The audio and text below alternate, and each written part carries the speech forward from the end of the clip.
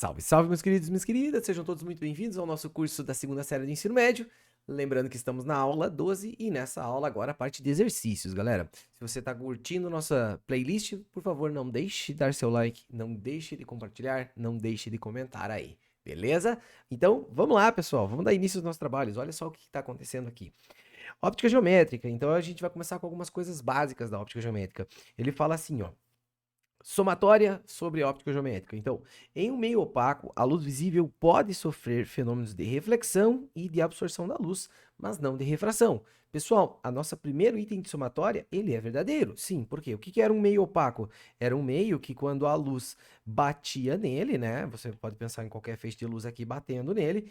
Esse feixe de luz, ele não poderia penetrar nesse material. O que poderia acontecer?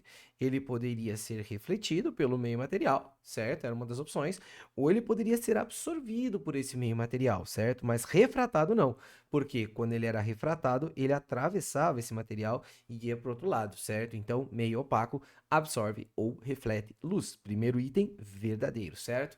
Segundo item, ele fala assim: o princípio da propagação retilínea dos raios luminosos afirma que todo raio de luz percorre trajetórias retilíneas em meios transparentes, isotrópicos e homogêneos.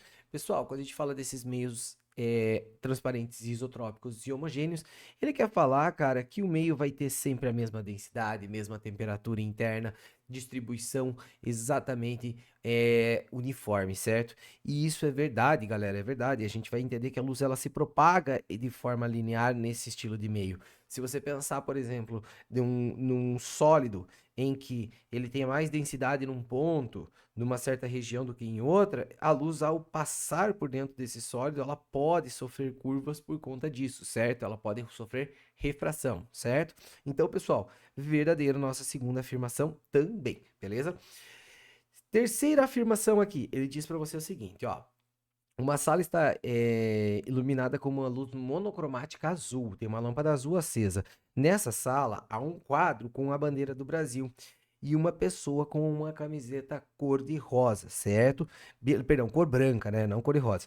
E um livro com a capa vermelha sobre a mesa. Beleza. E aí ele fala assim: observando esses três objetos, o observador irá ver na bandeira, ver a bandeira com as cores azul e preta, a camiseta com uma cor azul e a capa do livro com uma cor preta. Pessoal, o que está acontecendo aqui então? Ó, o detalhe principal é a bandeira do Brasil, tá? Ó, o livro, como o livro ele é vermelho aqui, ó, se você incidir luz azul sobre esse livro aqui, ó, essa luz não vai ser refletida, ela vai ser absorvida. Então esse livro não estará emitindo luz e, consequentemente, como ele não emite luz, esse livro vai ficar preto, certo? Beleza? Agora, a camiseta que é branca, aqui eu não vou ter como fazer uma camiseta branca para vocês, vou fazer assim bem levinho aqui. A camiseta que é branca, o que que acontece? Lembra da aula lá que materiais que são brancos, eles refletem sempre a luz que ele recebe. Então, se ele está recebendo uma luz azul, ele vai refletir essa luz azul e aí a pessoa vai ver a camiseta com qual cor? Com a cor azul, certo? Com a cor azul, certo?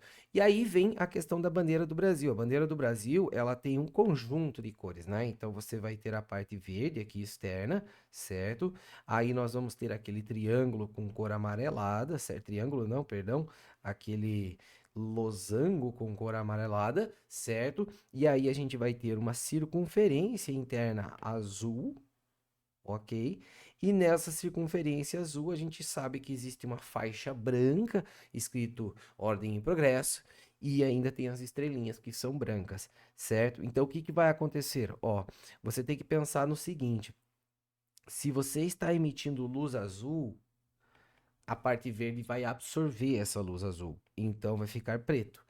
A parte amarela também vai absorver essa luz azul. E a parte azul vai refletir ela, tá? E aí você tem que lembrar que a parte branca também reflete ela. Então você veria a parte que a circunferência, toda ela azulada, certo? Com uma exceção, tá? A frase que você tem lá, que é a ordem e progresso, tá? Essa frase ela tem um detalhe, galera. Às vezes o aluno comete o erro aqui. Essa frase ela não é escrita em preto, tá? Ela é escrita em verde. Então, às vezes tu bate o olho, não tem a memória, né, visual, mas ela é escrita em verde. Então, tem que tomar cuidado, porque como tá escrito em verde, esse cara vai ficar em preto, né? Mas caso, claro, se ele fosse preto, também continuaria preto. Mas assim, é importante você observar, porque eu já vi questão falando assim, que você tá emitindo luz verde na bandeira do Brasil, e aí as pessoas não percebem que o que que ia acontecer? A parte verde reflete essa luz verde, então você veria a parte verde verde.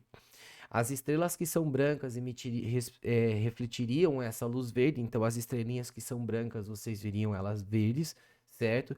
E ali na faixa você talvez não conseguisse ler, porque a faixa ela é branca com verde e você está emitindo luz verde, volta só luz verde, e talvez você não conseguisse ler direito o Ordem e Progresso, entende? Então eu já vi questãozinha com essa pegada. Aqui ele jogou luz azul, então não tem muito erro, tá?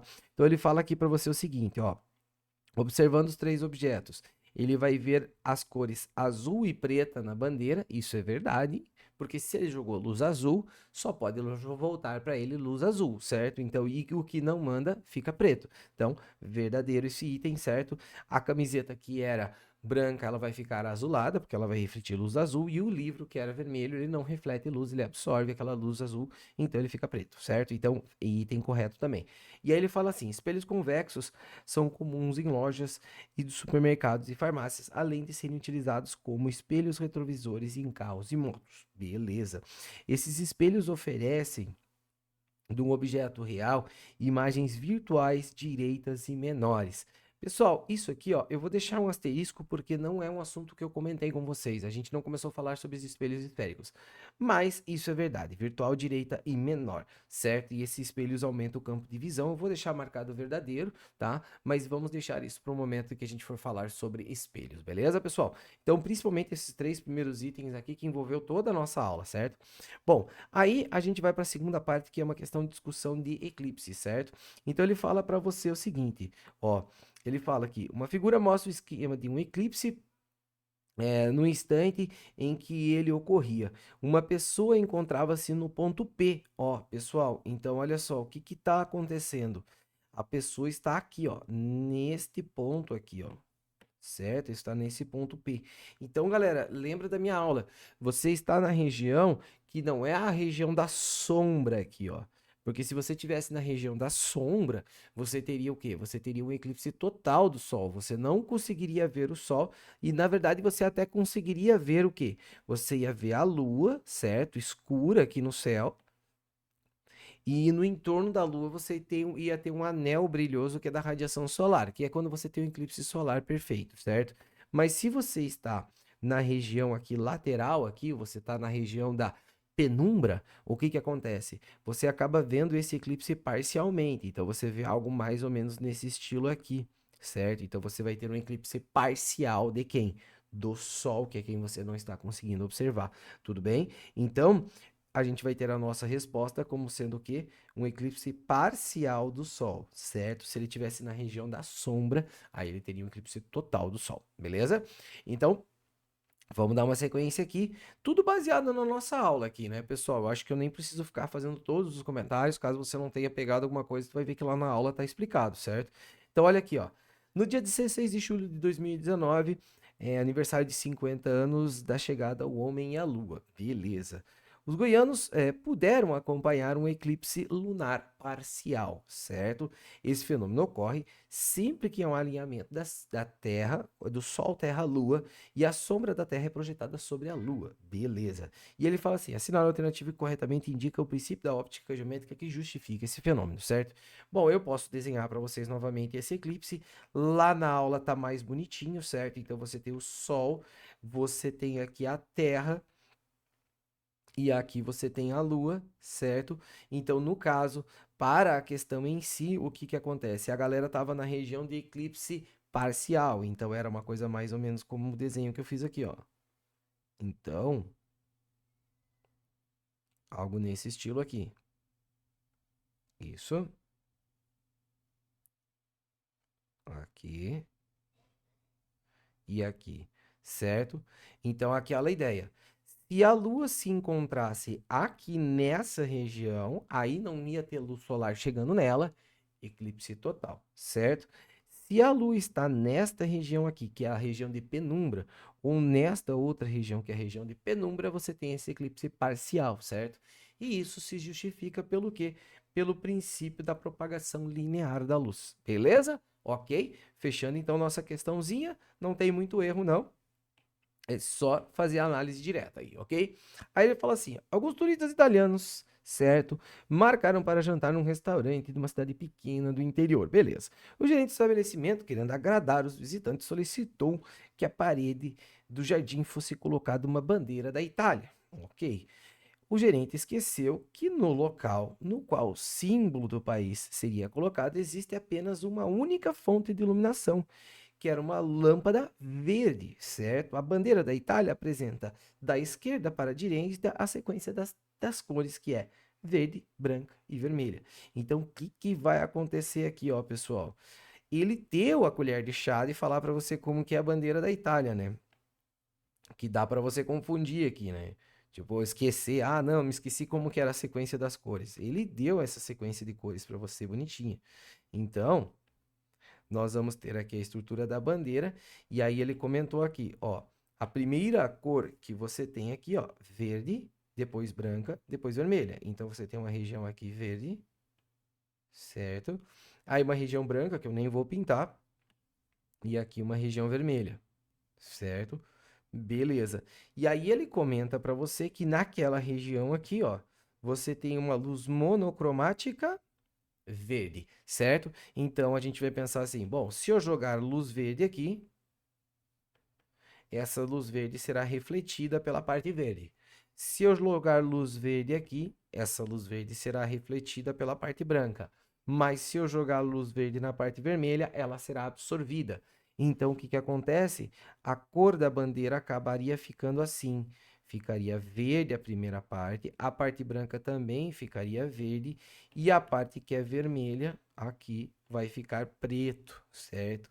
Mudando a estética aí da bandeira, certo? Então, verde, verde e preta, sem muito segredo, e aí fecha. Bastante coisa envolvendo a reflexão, né, e a definição das cores dos objetos aí, tá?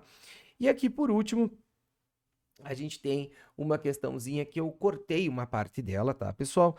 Ele fala sobre uma música do Fred Mercury, que é aquela Don't Stop Me Now, e ele coloca toda a letra na questão original. Se tu pegar a questão original, tem a letra inteira, tá, pessoal? Mas eu peguei somente o trechinho que ele fala assim, que I'm traveling at the speed of light, ou seja, eu estou viajando na velocidade da luz, certo? E aí ele cria uma questão com essa ideia, certo? Então, ele fala que o Fred Mercury cita isso, né, na música, e sabendo que a velocidade da luz é 3 vezes 10 na 8 metros por segundo, e que ela representa o limite físico das velocidades, se fosse possível Fred Mercury viajar na velocidade da luz e saísse da Inglaterra em um lugar aproximadamente, bom, perdão, se saísse da Inglaterra em que o lugar aproximadamente ele chegaria se ele voasse durante 8 minutos. Em que lugar ele chegaria se ele viajasse durante 8 minutos? Essa é a ideia. Bom, cara, aqui é uma coisa que eu comentei com vocês na aula, tá? Eu comentei com vocês que você tem o Sol aqui e você tem aqui a Terra, certo? E eu comentei, ó, galera, é bem importante saber que o tempo que a luz solar demora para chegar aqui na Terra é aproximadamente 8 minutos. Ou seja, se ele saísse da Terra mantendo essa velocidade da luz, ele chegaria lá no Sol em torno de 8 minutos, tá? Ok. Então ele chegaria no Sol, beleza? Cara, aí ele dá uma distância entre a Terra e o Sol, falando que vale 1,4 vezes 10 na 8, 11 metros, certo? Então, essa questão você não resolve sabendo que demora 8 minutos, certo, pessoal? Não é assim que você resolve. É pela distância. Porque, ó, todas as distâncias aqui são diferentes.